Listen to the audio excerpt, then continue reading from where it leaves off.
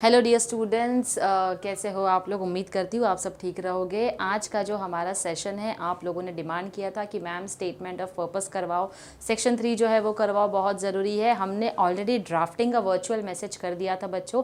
Section 3 में आपको कैसे करवाऊंगी, जैसे जो जो क्वेश्चन जिन जिन ऑप्शन के साथ में आते हैं उसी हिसाब से हम क्या करेंगे, कंटिन्यूएशन में करेंगे। जैसे ड्राफ्टिंग का वर्चुअल मैसेज के साथ आता है आपको स्टेटमेंट ऑफ पर्पस और उसके साथ आता है आपको ग्रुप डिस्कशन। इनमें से जो भी आपको ईजी लगे, जो भी एक्सप्लेनेशन आपको इजी लगे, समझ में आता है कि आपको लगता है ये टॉपिक बड़ा इजी है, हम इसको कर सकते हैं, उसके ऊपर बहुत अच्छे से मेहनत कर लो। सबसे बेस्ट चीज़ है आपको क्या करना है, समझ लो ड्राफ्टिंग का वर्चुअल मैसेज बहुत ज़्यादा इजी होता है compare to statement of purpose और ग्रुप डिस्कशन। तो सबसे अच्छी तैयारी जो है वो आप लोग किसकी करोगे, ड्राफ्टिंग वर्चुअल मैसेज की करोगे। लेकिन कुछ बच्चे हैं जो स्टेटमेंट ऑफ पर्पस भी पढ़ना चाहते हैं, समझना चाहते हैं, ग्रुप डिस्कशन भी देखना चाहते हैं, तो उसमें कोई बुराई नहीं है। अगेन ये 4 मार्क्स के लिए होगा आपका स्टेटमेंट ऑफ पर्पस, जो आज हम लोग करने वाले हैं। अब मैं इतना बोल रही हूँ statement of purpose, statement of purpose क्या होता है स्टेटमेंट ऑफ पर्पस, तो उसके लिए हमको अपने लेक्चर की शुरुआत करनी पड़ेगी। तो आओ आज हम शुरू करते हैं स्टेटमेंट ऑफ पर्पस। अच्छा, स्टेटमेंट ऑफ पर्पस के पहले अगर हम थोड़ा सा आइस ब्रेकर और ब्रेनस्टॉर्मिंग के ऊपर ध्यान दे देंगे, तो देखो बच्चों, कोई भी जॉब, कोई भी काम अगर आप करते हो, चाहे आप एक एंटरप्रेन्योर रहो, चाहे आप एक एम्प्लॉय रहो, हर काम के लिए कोई ना कोई क्वालिटी की ज़रूरत होती है। किसकी ज़रूरत होती है, क्वालिटी की ज़रूरत होती है, स्किल सेट की ज़रूरत होती है। बिना किसी स्किल के आप उस काम को परफॉर्म नहीं कर सकते हो। अब एक डॉक्टर जो है इतने साल प्रैक्टिस करते हैं, उसके बाद जाके वो प्रॉपर डॉक्टर जो है वो बन पाते हैं। कैसे पढ़ाई करते हैं, उसको प्रैक्टिकली इंप्लीमेंट करते हैं, इंजीनियर्स होते हैं, काम सीखते हैं तो जाकर कर पाते हैं, राइट। बिना इन स्किल सेट के, बिना इन क्वालिटीज़ के आप किसी भी काम को परफॉर्म नहीं कर सकते हो। इसी तरीके से अगर हम देखें एक बिजनेसमैन की बात करें, बिजनेसमैन का काम क्या होता है, गुड्स या सर्विसेज सेल करो और पैसे कमाओ। इतना आसान है क्या पैसे कमाना, बिल्कुल भी नहीं है। कुछ क्वालिटी आपके अंदर ऐसी होनी चाहिए जिससे कि आप ये बिजनेस करना सीख सको। एक बिजनेसमैन के अंदर क्या क्वालिटी होनी चाहिए, जैसे कि कन्विंसिंग, किसी को आसानी से आप कन्विंस कर पाओ कि आप मेरा प्रोडक्ट खरीद लो। सामान बेचना आना चाहिए, सेलिंग। और सबसे इंपॉर्टेंट क्वालिटी होती है एक बिजनेसमैन की बच्चों, वो क्या होती है हमारी, रिस्क टेकिंग। हर बिजनेस में रिस्क होता है, आपका लॉस भी हो सकता है, प्रॉफिट भी हो सकता है, तो रिस्क लेना आना चाहिए। तो रिस्क टेकिंग एक ऐसी क्वालिटी है जो हर बिजनेसमैन में आपको मिलेगी। अच्छा, अगला प्रोफेशन अगर हम देखें बच्चों तो होता है आर्टिस्ट। अब आर्टिस्ट के लिए क्या क्वालिटीज़ की ज़रूरत हो सकती है, आर्टिस्ट को इमेजिनेटिव होना पड़ता है, थोड़ा सा क्रिएटिव होना पड़ता है, यानी कि सोच समझ विचारधाराएं जो है उसकी वो इतनी ज़्यादा इन्वॉल्व हो जाता है आर्टिस्ट उसके अंदर कि उसी के बेसिस पर अपना आर्ट जो है वो फॉर्म करता है। अब आर्ट का मतलब ये बिल्कुल नहीं होता है कि यहाँ पर मैंने एक पेंटिंग का पिक्चर डाल दिया तो आप समझो कि आर्टिस्ट का मतलब होता है पेंटिंग या ड्राइंग करने वाला। नहीं, आर्टिस्ट उसको एक बॉलीवुड एक्टर्स को भी आप बोल सकते हो, एक्ट्रेसेस की भी वो बोल सकते हो, जो एक रोल में पूरी तरीके से जान डाल देते हैं। आप जो सिंगर्स होते हैं जिनके आप गाने सुनते हो, जो शायर होते हैं जिनकी शायरी सुनते हो, ये सारे लोग क्या होते हैं, आर्टिस्ट होते हैं, क्योंकि एक आर्ट, एक कला होती है इनके पास में। अब कौन सी ऐसी क्वालिटी होती है जो इनको एक आर्टिस्ट बनाती है, सबसे पहले हमने देखा इमेजिनेटिव होना चाहिए, फिर हमने देखा क्रिएटिव होना चाहिए, फिर out of the box thinker. Out of the box thinker यानी कि सीमित नहीं रहना चाहिए किसी स्पेसिफिक चीज़ के अंदर, कोई लिमिट नहीं होनी चाहिए, एकदम हटके, एकदम अलग, एकदम यूनिक सोचना चाहिए। तो ये कुछ क्वालिटीज़ होती हैं हमारे आर्टिस्ट की। अगले प्रोफेशन की अगर हम बात करें तो यहाँ पर आता है एक लॉयर।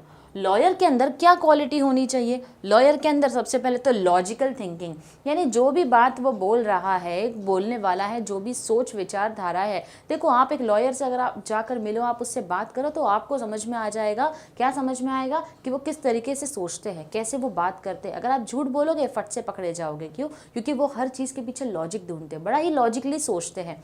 ओरेट्री यानी जिसको बोलना आना चाहिए, बोलना क्यों आना चाहिए, लॉयर गूंगा थोड़ी रह सकता है, केस लड़ना है उसको तो उसको सही तरीके से सही बातों को करना आना चाहिए, सवाल पूछना आना चाहिए, क्रॉस क्वेश्चनिंग करना आना चाहिए।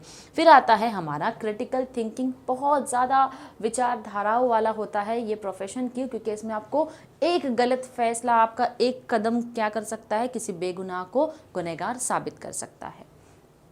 अगला प्रोफेशन आता है हमारा पुलिसमैन। तो एक पुलिसमैन जो है उसके लिए क्या क्वालिटीज़ होनी चाहिए, हर बार 24 घंटे उसको अलर्ट यानी कि चौकन्ना रहना पड़ता है। उसके साथ साथ इन्वेस्टिगेटिव, यानी कि हर चीज़ में आप किसी पुलिस वालों को देखो, कहीं मिल जाए रास्ते में, कुछ बोलोगे आप उनको तो हर चीज़ की वो क्या करते हैं, इन्वेस्टिगेशन करते हैं। तो ये क्वालिटी होती है उनके अंदर की। अगर जाकर उनको किसी चीज़ के लिए बोल दिया कि नहीं मैं हेलमेट अपना घर पर भूल कर आ गया हूँ, तो उनके क्वेश्चंस होते हैं, राइट। लाइसेंस नहीं है, क्यों नहीं है लाइसेंस, तो वो इन्वेस्टिगेशन करते हैं अपने तरीके से। फिर आता है हमारा लव फॉर फिजिकल एक्टिविटी, यानी कि फिजिकल एक्टिविटीज़ में जो बहुत ज़्यादा इन्वॉल्व होते हैं। फिजिकल एक्टिविटी किस तरीके की होती है, रनिंग होती है, जॉगिंग होती है, और भी बहुत सारे फिजिकल एक्टिविटीज़ होती है, जिसके लिए आपका एक प्यार, एक मोहब्बत होनी चाहिए आपको फिजिकल एक्टिविटीज़ से। तो ये सारी क्वालिटी एक पुलिसमैन की होती है।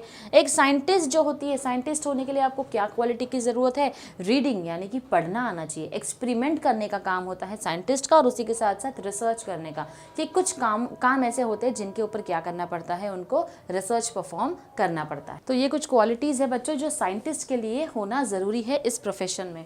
नेक्स्ट जो हम बात करेंगे क्वालिटीज़ रिक्वायर। अब ये जो क्वालिटीज़ रिक्वायर है ये कौन सी चीज़ों के लिए, अपने करियर गोल को अचीव करने के लिए। चाहे आपका कुछ भी गोल हो, आप एक आर्टिस्ट बनना चाहते हो, लॉयर, डॉक्टर, इंजीनियर, जो भी बनना चाहते हो, आपके करियर का आपने गोल बना रखा है। अब इस गोल को अचीव करने के लिए आपके अंदर कुछ तो बात होनी चाहिए। वो क्या ऐसी क्वालिटी है जो आपको करियर गोल अचीव करने में मदद करेगी। सबसे पहला आता है आपका परसिस्टेंस। परसिस्टेंस का मतलब होता है एक जुनून होना चाहिए आपके अंदर अपने काम को, अपने गोल को अचीव करने के लिए। क्यूरियोसिटी, इच्छा होनी चाहिए उन चीज़ों को सीखने की जो आप नहीं जानते हो। सेल्फ कॉन्फिडेंस सबसे इंपॉर्टेंट चीज़ है कि आप कॉन्फिडेंट होने चाहिए जब भी आप किसी भी काम को परफॉर्म करते हो।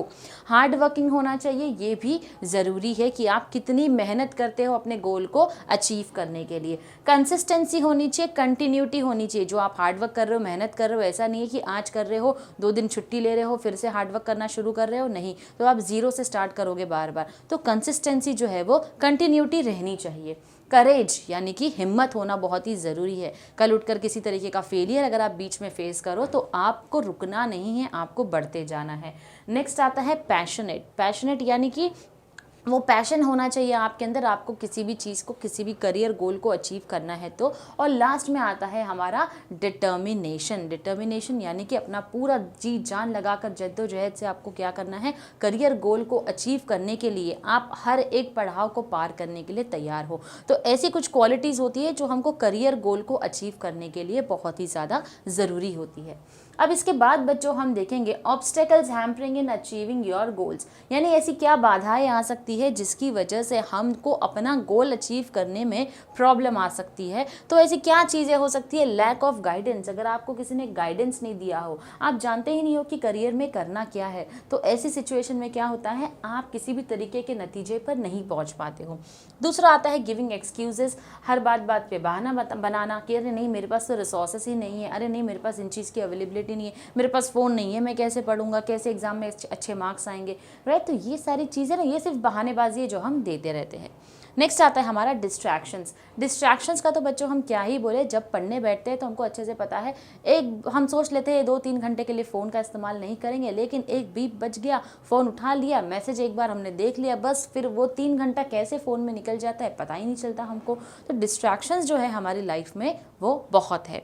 फिर आता है हमारा ओवर कॉन्फिडेंस। एक होता है कॉन्फिडेंट होना, एक क्वालिटी आपके अंदर होनी चाहिए कि आप कॉन्फिडेंट हो कि आप ये काम, ये गोल को अचीव कर लोगे, लेकिन आप ओवर कॉन्फिडेंस हो जाते हो। क्या होता है ओवर कॉन्फिडेंस, कि मैं ही इस काम को कर सकता हूँ, मुझसे बेटर कोई नहीं कर सकता है। तो ऐसे सिचुएशन में आप अपने गोल को अचीव नहीं कर पाते हो। और लास्ट जो क्वालिटी है, लैक ऑफ कंसिस्टेंसी। जैसे मैंने आपको बोला, कंसिस्टेंसी मतलब कंटिन्यू एफर्ट्स होना चाहिए, तो लैक मतलब एब्सेंस है, आपके कंटिन्यूस एफर्ट्स बिल्कुल भी नहीं है। तो जब ऐसी कोई चीज़ें आपके अंदर होती है, एक्सक्यूज़ देते हो, डिस्ट्रैक्शंस बहुत ज़्यादा फेस कर रहे हो, तो कहीं ना कहीं आप अपने करियर गोल को सही से अचीव नहीं कर पाते हो। अच्छा, अब आता है हमारा क्वेश्चन। ये आप सोच रहे हो मैम आपने क्वालिटीज़ बता दी, प्रोफेशंस के बारे में बता दिया, लेकिन एसओपी का क्या, स्टेटमेंट ऑफ पर्पस का क्या क्या होता है स्टेटमेंट ऑफ पर्पस। तो अब हम स्टार्ट करेंगे हमारा एक्चुअल टॉपिक जो कि है स्टेटमेंट ऑफ पर्पस से। अच्छा, स्टेटमेंट ऑफ पर्पस का मतलब क्या होता है बच्चों, एक एप्लीकेशन होता है। एप्लीकेशन का मतलब क्या होता है, एक लेटर लिखते हैं हम। ये लेटर हम किसको लिखते हैं, ये हम लिखते हैं यूनिवर्सिटी को। किस चीज़ के लिए, किसी कोर्स में हमको एडमिशन लेना होता है।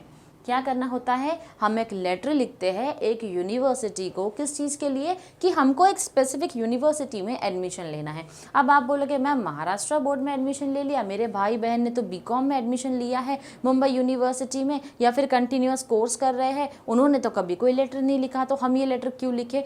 बराबर सही बात है आपकी, अपनी ही स्टेट की यूनिवर्सिटी में आपको जो है वो लेटर नहीं लिखना होता है। ये लेटर हम कब लिखते हैं ये मैं आपको आगे बताऊंगी। पहले तो एसओपी समझ लो। यहाँ पर क्या होता है, एप्लीकेशन लिखते हो आप यूनिवर्सिटी को, आपको कोई एक स्पेसिफिक कोर्स में एडमिशन लेना होता है। इसलिए अभी ये जो एसओपी होता है ये ऐसे होता है, हम लोग ऐसे लिखते हैं ना, किसी टॉपिक के ऊपर निबंध लिखते हैं किसी टॉपिक के ऊपर, तो ये ऐसे होता है। ये ऐसे किसके बारे में होता है, सबसे इम्पॉर्टेंट इंसान के बारे में। किसके बारे में, यू एज अ पर्सन, यानी कि हम हमारे ही बारे में एक लेटर लिख रहे होते हैं, एक निबंध लिख रहे होते हैं। किसको, यूनिवर्सिटी को। क्यों, एडमिशन लेने, किसमें, एक पर्टिकुलर कोर्स में एडमिशन लेने के लिए, जिसके अंदर हम हमारे एम्स और एम्बिशंस लिखते हैं। अब आप बोलोगे कि मैम हमको यूनिवर्सिटी में एडमिशन चाहिए तो हमको लेटर लिखने की ज़रूरत क्यों होती है। जब तक यूनिवर्सिटी को नहीं लगेगा कि आप एक सूटेबल कैंडिडेट हो, वो अपने पास आपको एडमिशन जो है वो नहीं देगी। तो ये जो एसओपी होता है ना, इसको समझ लो ये सेल्स लेटर होता है। आप अपने आप को बेच रहे होते हो, किस क्या बताकर, हमारे एम्स और एम्बिशंस क्या है, किस तरीके से हम आपकी यूनिवर्सिटी के लिए बेहतर है, क्यों हमारे लिए ये कोर्स हमारे करियर के लिए बेहतर है। इन सारे सवालों का जवाब जो होता है वो आप इस लेटर ऑफ एप्लीकेशन, जो कि एसओपी है, स्टेटमेंट ऑफ पर्पस, उसके अंदर लिखते हो।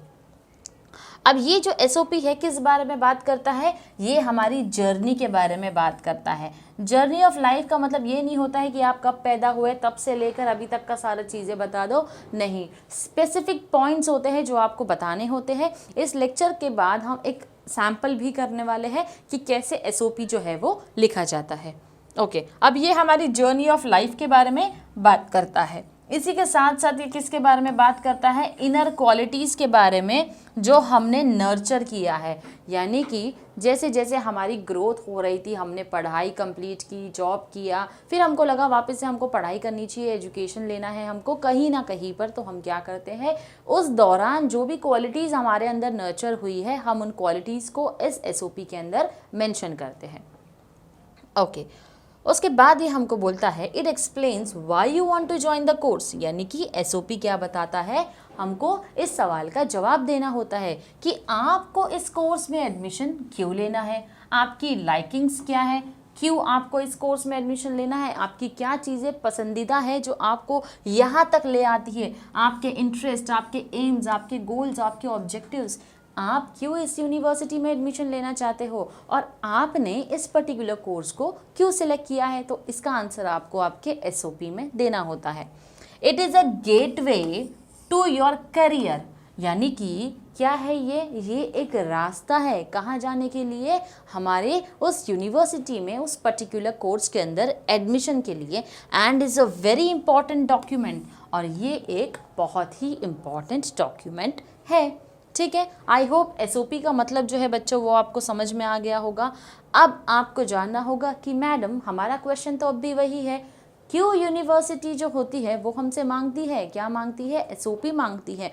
हमने तो आज तक एडमिशन के लिए हमारे घर वालों ने नहीं लिखा है एसओपी, तो ये कौन सी यूनिवर्सिटी मांगती है बच्चों और कहाँ कहाँ पर एप्लीकेशन है वो हम देखेंगे।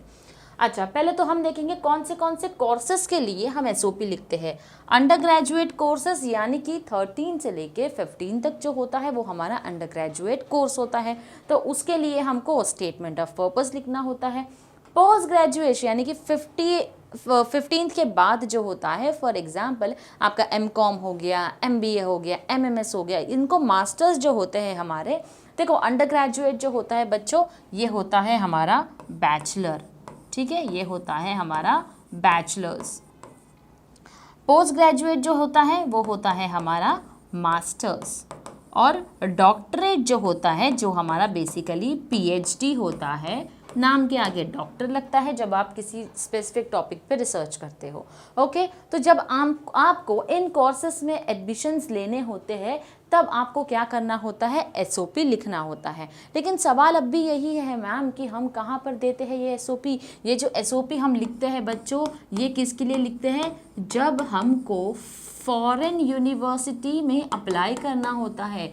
कहाँ अप्लाई करना होता है बच्चों, जब हमको फॉरेन यूनिवर्सिटी में अप्लाई करना होता है एडमिशन के लिए, तब हम लिखते हैं स्टेटमेंट ऑफ पर्पस। यानी कि हमारी कंट्री में सिर्फ स्पेसिफिक हमारी यूनिवर्सिटी के अंदर हम बात नहीं कर रहे हैं, हम यहाँ से बाहर की बात कर रहे हैं। समझ लो आपको कनाडा यूनिवर्सिटी से मास्टर्स का कोर्स करना है मास मीडिया में, तो आप उनको एक बहुत अच्छा एसओपी बनाकर दोगे कि क्यों आपकी यूनिवर्सिटी बेटर है, क्यों मास्टर्स ऑफ मीडिया जो है वो मैंने कोर्स चुना है, आपकी यूनिवर्सिटी से मुझे क्या फ़ायदा मिलेगा, क्या सीखने मिलेगा, कैसा मेरा करियर गोल, एम और एम्बिशन जो है वो आपकी यूनिवर्सिटी के इस कोर्स के साथ मैच करता है।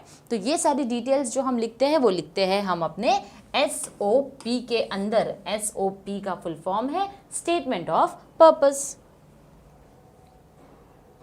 Okay, please tell me the format of SOP. अब आप बोलोगे मैम ठीक है आपने ये बता दिया, मुझे एसओपी का मतलब तो समझ में आ गया, अब उसका फॉर्मेट क्या होता है, किस तरीके से एसओपी जो है वो लिखा जाता है। तो बच्चों सबसे पहली इंपॉर्टेंट चीज़ है वो आप याद रखना कि एसओपी जो है वो 500 वर्ड्स का होना चाहिए। कितना होना चाहिए, 500 वर्ड्स का होना चाहिए। उसी के साथ साथ आपको 5 या 6 पैराग्राफ में एसओपी लिखना होता है। 5 भी चलेगा, 6 भी चलेगा, ठीक है, लेकिन इससे कम नहीं चलेगा। तो 5 से 6 पैराग्राफ्स में आपको अपना एसओपी जो है वो लिखना है। अब अगर हम बात करेंगे बच्चों अपने सबसे पहले वाले पैराग्राफ की, जो होता है हमारा इंट्रोडक्शन पैराग्राफ, जो है हमारा इंट्रोडक्शन पैराग्राफ, तो हम शुरुआत यहाँ पर किन चीज़ों की करेंगे, introduction about your field of interest. आपको कौन सी चीज़ों में इंटरेस्ट है आप उसके साथ शुरू करते हो। उसके पहले आप अपने पर्सनल बैकग्राउंड के बारे में बात करते हो कि आपका पर्सनल बैकग्राउंड क्या है, आपका नाम तो मेंशन करने की ज़रूरत नहीं, आप कहाँ से बिलोंग करते हो,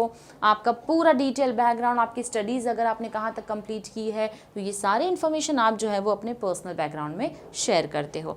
अब आप बात करते हो mental makeup and your aim in life. तो बेसिकली यहाँ पर आप बता रहे हो आपके लाइफ में आपका एम जो है वो क्या है, आपका विजन क्या है। फिर आप बात करते हो what interest you towards this particular course. अब आप यहाँ पर बात कर रहे हो ऐसी क्या बात है भाई जो आपको इस कोर्स में इंटरेस्ट आ गया है।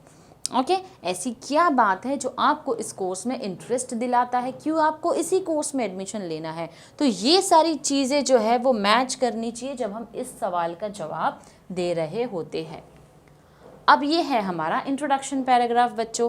अब हम आगे बढ़ेंगे अपने सेकंड पैराग्राफ की तरफ। सेकंड पैराग्राफ जो है वो हमको क्या बोलता है, why you wish to join this specific course. एक हमने बताया कि हमको क्यों इंटरेस्ट है इस कोर्स में, अब हमको इस कोर्स को ज्वाइन क्यों करना है, यही स्पेसिफिक कोर्स या प्रोग्राम को ज्वाइन क्यों करना है। What is your area of interest, आप किन चीज़ों में इंटरेस्टेड हो, किन चीज़ों में मतलब हम यहाँ पर करियर से रिलेटेड बात कर रहे हैं, तो आपको ऐसी क्या चीज़ है जो बहुत ज़्यादा इंटरेस्ट दिलाती है, लुभाती है इस पर्टिकुलर फील्ड के अंदर।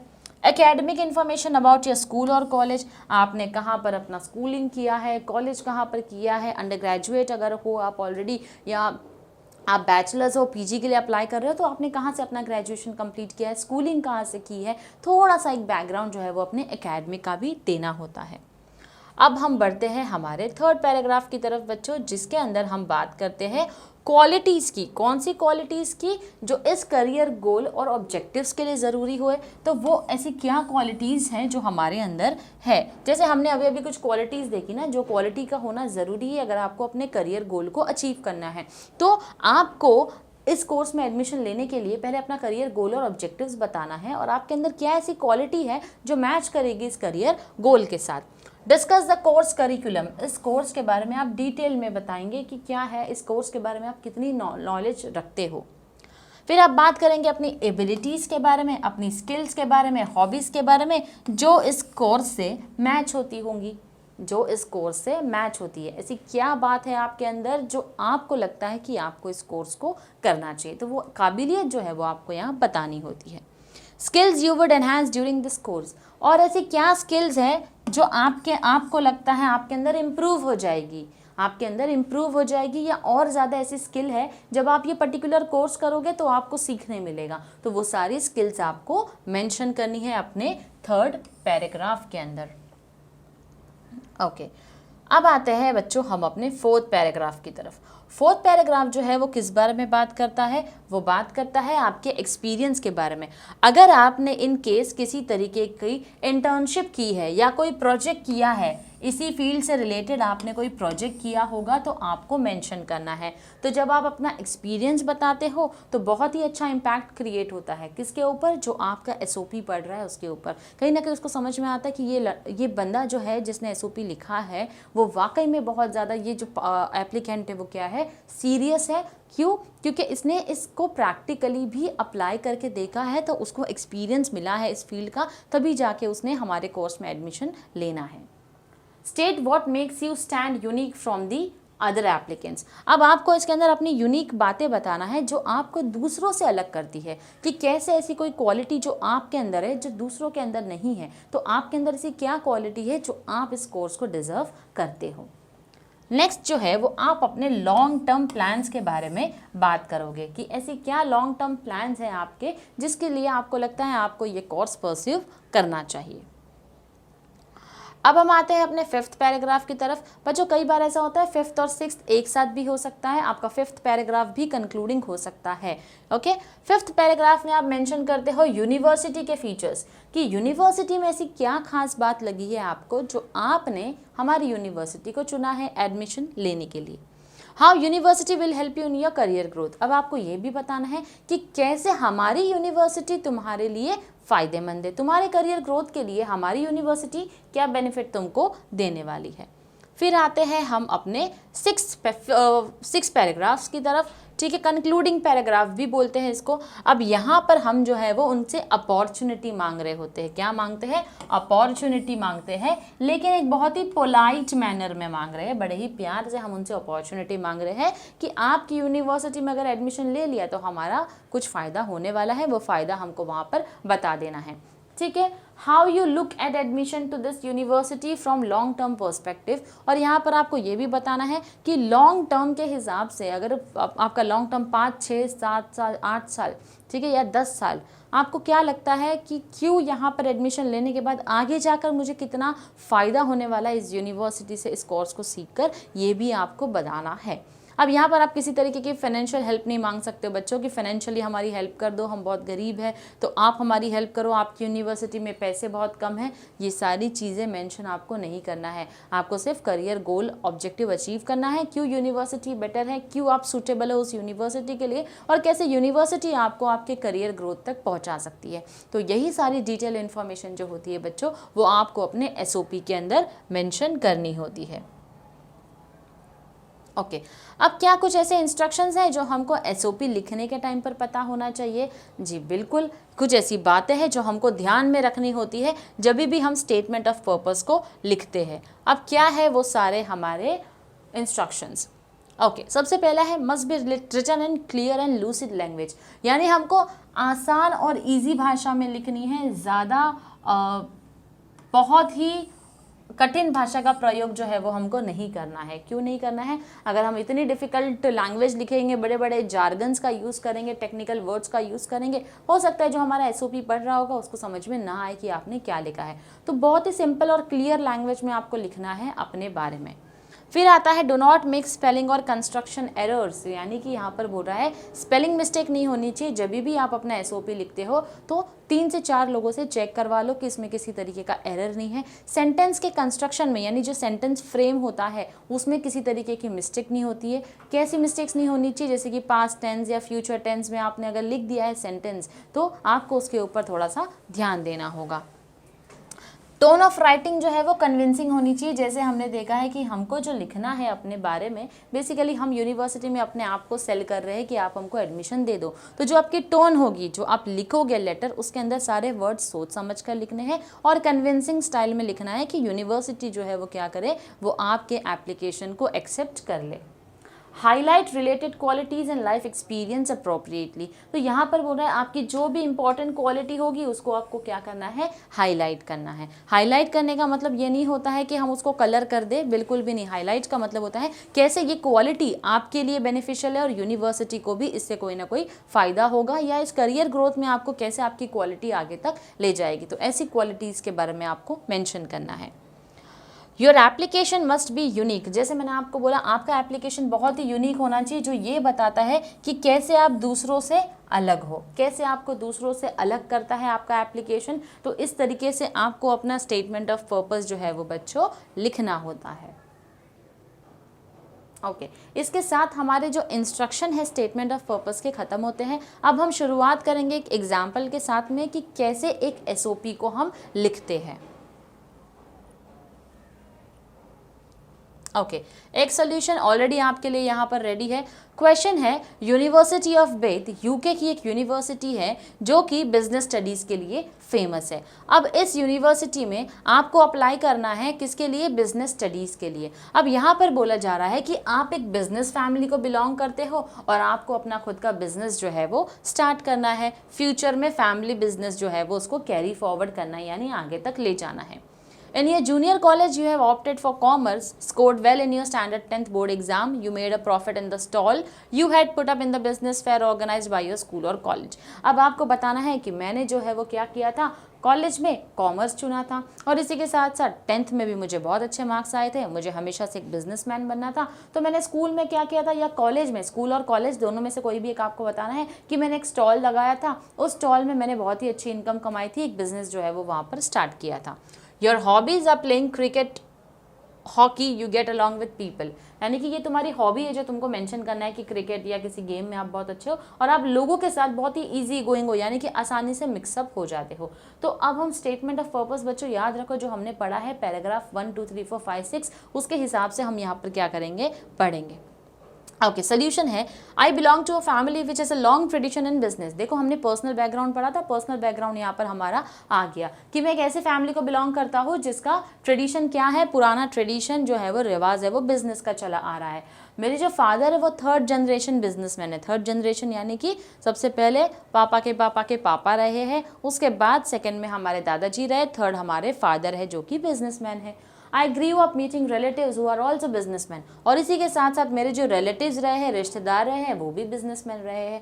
I have never thought of pursuing any career other than business. अब देखो बच्चों यहाँ पर उसने क्या किया, अपना पूरा बैकग्राउंड लेकर शुरू कर दिया है कि क्यों मुझे बिजनेस में जाना है। तो पहले मुझे बताना होगा ना कि बिजनेस में जाना ही क्यों है मुझे, क्यों मैंने यही चीज़ को सोच रखा है, क्यों कोई दूसरा करियर ऑप्शन नहीं सोचा है। तो मेरी फैमिली जो बैकग्राउंड है वो ही बिजनेस को बिलोंग करती है, हमारे खानदान में सब कोई बिजनेसमैन है, इसी के साथ साथ हमारे रिश्तेदार भी बिजनेस में ही है, इसीलिए कहीं ना कहीं मैं भी एक बिजनेसमैन ही बनना चाहता हूँ। तो वो जो बिजनेस है आप यहाँ पर बता रहे हो हमारे ब्लड में है। Okay, my family business is doing quite well but the international world of business is changing rapidly. अब यहाँ पर आपको बताना है कि धीरे धीरे अब आपको मुद्दे पर आना है कि कैसे कैसे कैसे आप जो है वो बिजनेस के बारे में सीखना चाहते हो।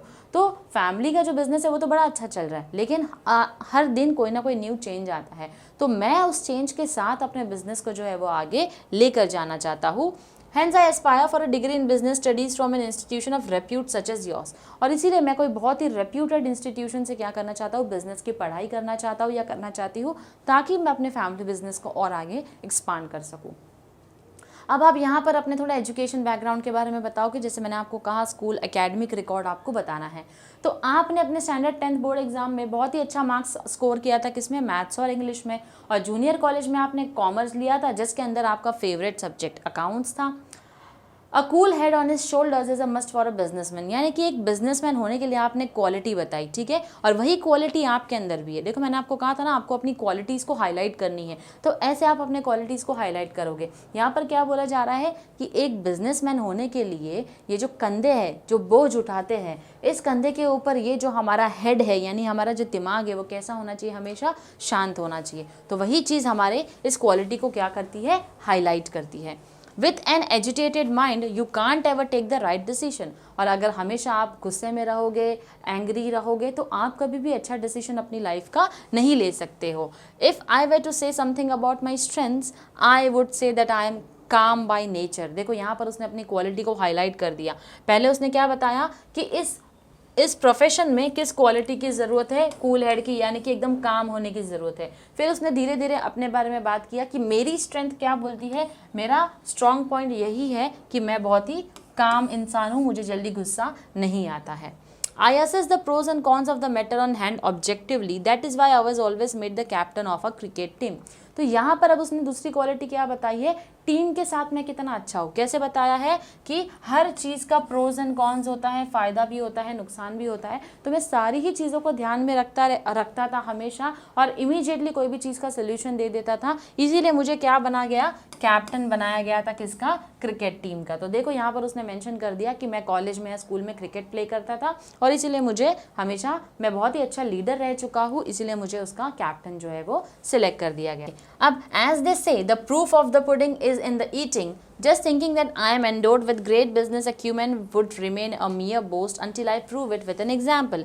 Luckily, I had a great chance to use my business sense during the business fair organized by our college. तो अब यहाँ पर वो बात कर रहा है अपनी क्वालिटी को हाईलाइट करते हुए कि कैसे मुझे कैसे पता चला कि हाँ भाई मुझे बनना ही है बिजनेसमैन। तो लकीली क्या हो गया था, हमारे कॉलेज में जो है वो बिजनेस फेयर ऑर्गेनाइज्ड हुआ था, जहाँ पर हमने पढ़ा ना कि आपने स्टॉल लगाया था और आपको बहुत अच्छा प्राइस मिल गया। तो आप यहाँ पर बता रहे हो कॉलेज में क्या हुआ था, बिजनेस फेयर जो है वो लगा था। फेयर का मतलब होता है बिजनेस का मेला लगा हुआ था, आप सबको स्टॉल जो है वो सेटअप करना था। तो उसी में मैंने भी पार्टिसिपेट किया और अपना स्टॉल जो है वो सेटअप कर लिया था। आई प्रपोज्ड अ स्टॉल सेलिंग हेलमेट्स। तो यहाँ पर उसने किस चीज़ का स्टॉल लगाया था, हेलमेट बेचने का स्टॉल लगाया था। प्रिंसिपल ने क्या किया था, इस आइडिया को रिजेक्ट कर दिया था। क्यों रिजेक्ट कर दिया था, क्योंकि मोस्ट ऑफ द स्टूडेंट्स जो है वो क्या है, अंडर 18 है, यानी कि most of the students under 18 है। तो अंडर 18 वाले बच्चे हैं वो तो बाइक ही नहीं चलाएंगे, ड्राइविंग लाइसेंस ही नहीं होगा, तो वो हेलमेट लेकर आ ही नहीं, हेलमेट खरीद ही नहीं सकते। तो ये एक ऐसा आइडिया है जो काम नहीं करने वाला, बहुत ही विचित्र आइडिया था, काम करने वाला आइडिया नहीं लगा प्रिंसिपल को। क्यों, क्योंकि तुम कॉलेज में हो जहाँ पर बच्चे ऑलरेडी अंडर 18 है, तो कोई तुमसे हेलमेट जो है वो क्यों खरीदेगा। I persisted and somehow got the permission. तो प्रिंसिपल को मैंने क्या किया था, अपने कॉलेज में फोर्स किया था कि कुछ भी करो मुझे परमिशन दे दो, मुझे बस बेचना है। तो उसने थोड़ा सा कन्विंस किया तो प्रिंसिपल मान गया। It was a 3-day fair. On the first day many students told me that the siblings and parents do have helmets at home but they don't wear them. तो यहाँ पर ये जो फेयर था कितने दिन का था, ये मेला जो लगा था बिजनेस का 3 दिन का था। अब कुछ फ्रेंड्स थे उसके जिसने आकर बोला कि हमारे घर पे ऑलरेडी लोग हैं जिनके पास हेलमेट है लेकिन वो लोग हेलमेट पहनते ही नहीं है। I asked them to bring those unworn helmets the next day. तो उसने क्या बोला कि मैंने उनको बोला कि एक काम करो, तुम क्या करो, उनके जो हेलमेट से जो वो लोग नहीं पहनते हैं उसको लेकर आ जाओ मेरे पास में, और उसके लिए मैं क्या करूँगा, कॉम्पेंसेट दे दूंगा फॉर दी ओल्ड वंस, यानी कि जो हेलमेट तुम लेकर आओगे उसके लिए मैं तुमको कुछ अमाउंट दे दूंगा। दे नीडेड टू पे only the difference for the new ones. तो जो डिफरेंस अमाउंट रह जाएगा ना, उनको सिर्फ उतना ही अमाउंट देना था। कितना देना था, जो भी न्यू है और जो ओल्ड है उनके बीच का जो डिफरेंस अमाउंट है उतना ही पे करना था। Which they could give as a gift to the family members. तो अब तुमको क्या करना है, पुराना लेकर आओ, नया मैं तुमको दूंगा, तो डिफरेंस अमाउंट पे करो उसका और तुम इसको एक गिफ्ट बनाकर दे दो अपने फैमिली मेम्बर को। I had already made a tie up with a second hand helmet dealer. तो मैंने क्या किया था, सेकेंड हैंड जो हेलमेट डीलर्स होते हैं उनके साथ में टाई अप करके रखा था कि जो भी पुराना आएगा मैं तुमको दूंगा। तो उससे उसने क्या किया, बहुत ही अच्छा प्रॉफिट कमाना शुरू कर दिया। अब the gifted helmets had sentimental values and hence way used. तो जब आप किसी को कोई चीज़ गिफ्ट देते हो, अपने घर वालों को गिफ्ट देते हो, तो डेफिनेटली उन लोग उस चीज़ को क्या करते हैं, यूज़ करते हैं। हालांकि खुद खरीदेंगे तो हम यूज़ नहीं करेंगे, लेकिन हमारे कुछ इमोशंस जो होते हैं वो जुड़ जाते हैं जब हमको कोई चीज़ जो है वो गिफ्ट में मिलती है। इसी तरीके से वो जो हेलमेट जो है हमारे कॉलेज के बच्चों ने अपने घर वालों को दिया, तो इससे इमोशंस जुड़ गए थे, इसीलिए हेलमेट्स का यूज़ जो है वो शुरू हो गया। The satisfaction of being instrumental in saving money lives was a bonus. अब मैंने इसके साथ पैसे तो कमा लिया, लेकिन इसके साथ मैं कितनी ज़िंदगी भी कमा रहा हूँ, तो ये तो मेरे लिए एडेड एडवांटेज था, ये तो मेरे लिए बोनस था। जैसे एक मुहावरा होता है ना, सोने पे सुहागा हो गया, कि मैं तो सिर्फ क्या कमा रहा था, उनसे प्रॉफिट कमा रहा था, लेकिन प्रॉफिट के साथ साथ अब मैंने लोगों की जान जो है वो भी बचा ली। तो ये देखकर मुझे बड़ा प्राउड फील हो रहा था। I know for sure that the case narrated about is not a path breaking event. तो वो ये भी बोल रहा है कि मुझे पता है ये सब जो मैंने कहानी लिखी है, बिजनेस स्टॉल में पैसे लगाए, ये किया वो किया, ये कोई बहुत बड़ा काम, मैंने बहुत बड़ा तीर नहीं मान लिया मैंने, लेकिन फिर भी ये मेरे लिए जो है वो क्या था, आई ओपनर था। ये क्या था, मेरे लिए आई ओपनर था। इससे मेरी आंखें जो है वो खुल गई थी। इससे मुझे पता चला कि बिजनेस जो है वो एक game based on human psychology है। बिजनेस जो है वो क्या है, इंसान की जो साइकोलॉजी है उससे रिलेटेड गेम है। तुम बस अब जैसे कि अब तक कोई हेलमेट पहन नहीं रहा था, लेकिन गिफ्ट दिया, इमोशंस जुड़ गए तो पहनना शुरू हो गए, राइट। तो ये ह्यूमन माइंड के साथ एक गेम खेलने के बराबर हो गया, उसी को हम बिजनेस कहते हैं। Reading of behavioral economics taught me that not all economic demands stem from rational thought। यानी कि बिहेवियरल इकोनॉमिक्स जब मैंने पढ़ा तो मुझे उससे इतना समझ में आया कि जितने भी इकोनॉमिक डिमांड्स होती है मार्केट में, जो डिमांड्स होती है, हर डिमांड सिर्फ रैशनल थॉट्स के हिसाब से नहीं चलती है, कुछ इरेशनल थॉट्स के हिसाब से भी चलती है। Okay, I seek something more than a degree in business studies and your prestigious institution can offer me what I seek. अब मैंने ये सोचा है कि मुझे बिजनेस स्टडीज़ करनी चाहिए, कहीं ना कहीं मुझे एक आइडिया तो मिल गया मुझे क्या बनना है, लेकिन मुझे ये भी लगता है अब मुझे सीखना बहुत कुछ है। तो ये सब मैं कहाँ से सीख सकता हूँ? आपकी प्रेस्टीजियस यानी कि आपकी बड़ी नामचीन इंस्टीट्यूशन है जिसके बारे में मैंने सुना है, तो मैं वहाँ पर एडमिशन लेना चाहता हूँ। और आपकी जितनी भी फैकल्टीज़ है सबके सब नामचीन फैकल्टीज़ है, बड़े वेल नोन फैकल्टीज़ हैं, तो जो मुझे मेरे लिए एकदम राइट एक्सपोजर है, यानी कि इनके अंडर अगर मैंने सीखा तो मैं लाइफ में बहुत कुछ सीख पाऊंगा। I look forward to novel ventures. I want to tread on unbeaten paths. यानी कि मैं ऐसे रास्तों को एक्सप्लोर करना चाहता हूँ, ऐसे बिजनेसेस ओपन करना चाहता हूँ जो आज तक किसी ने एक्सप्लोर नहीं किए हैं। For me, business is not just about making money. It is the thrill of living every moment in the exhilaration of weighing choices and making decisions. तो मेरे लिए बिजनेस सिर्फ पैसे कमाना नहीं है, लेकिन उन रास्तों को भी चुनना है आज तक जो उन रास्तों पर सफ़र करने नहीं निकला हो।